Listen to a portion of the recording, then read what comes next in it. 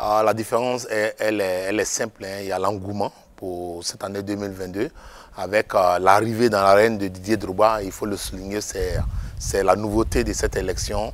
Un ancien footballeur candidat à l'élection à la présidence de la Fédération ivoirienne de football. C'est une première et sa candidature a été validée. C'est une vedette, c'est une icône qui glande du monde, qui traîne la foule. Donc ça fait que le public s'intéresse à cette élection.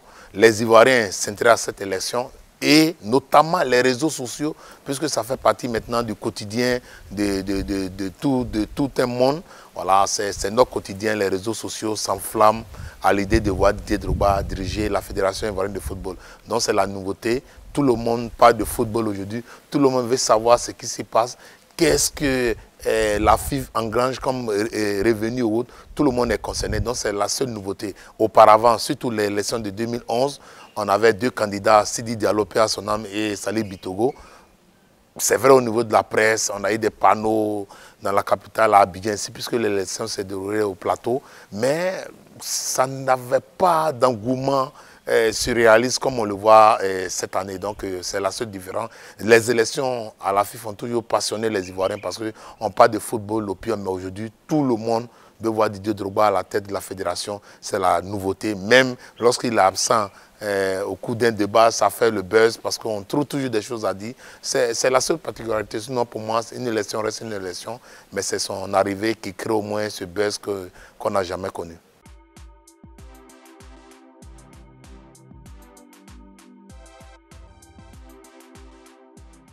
Comme on l'a tous vu, le communiqué du comité de normalisation est réel.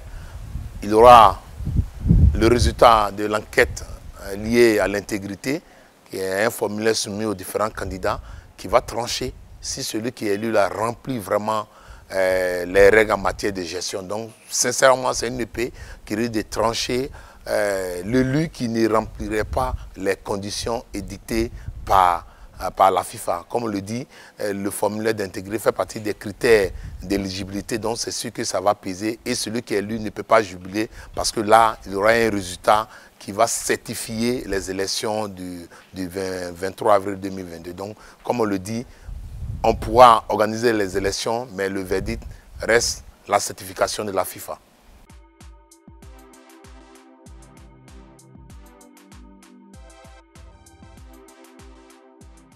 Non, moi c'est un peu délicat de tracer déjà le profil du président de la fédération parce qu'il y a eu des crises animées par le GIS. On a connu des palabres pour cette élection aujourd'hui.